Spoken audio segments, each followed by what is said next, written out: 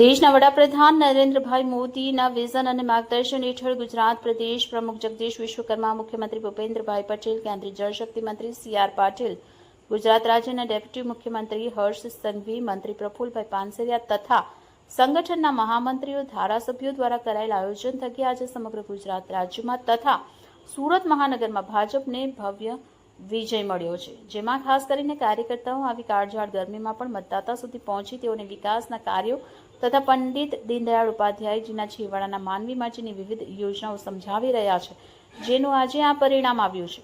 સુરત મહાનગરના તમામ 30 વોર્ડમાં 120 બેઠકમાંથી ભારતીય જનતા પાર્ટી 115 બેઠક પર ભગવો લહેરાવ્યો છે। ગુજરાતમાં સ્થાનિક સ્વરાજ્યની ચૂંટણીમાં ભાજપે અને કોંગ્રેસના આમ આદમી પાર્ટીના સુપડા સાફ કર્યા છે। સુરત મહાનગરપાલિકાના ઇતિહાસમાં ફરી અનોખી રાજકીય સ્થિતિ સર્જાઈ છે। આ ચૂંટણીમાં અનેક દિગ્ગજ નેતાઓને ભૂંડી હારનો સામનો કરવો પડ્યો છે। સુરત મહાનગરમાં વિકાસની જીત થઈ છે, ત્યારે ભારતીય જનતા પાર્ટીના વિજેતા ઉમેદવારોએ વિજય રેલી કાઢીને જીતની ખુશી પણ વ્યક્ત કરી હતી।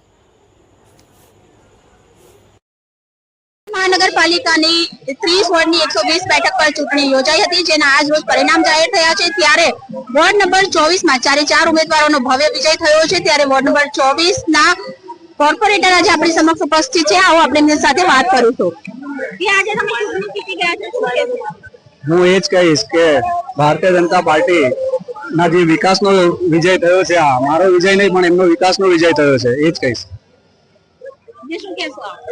મેં તો પેલા અમારા વોર્ડ નંબર 24 ના તમામ મતદાન ભાઈઓને, જેમને આટલા તડકામાં બી જે ઘરમાંથી બહાર નીકળીને ભવ્ય અમને જે લીડ આપી છે, એકદમ ભગવા કરી દીધું છે એવું લાગે છે વોર્ડ નંબર 24 માં।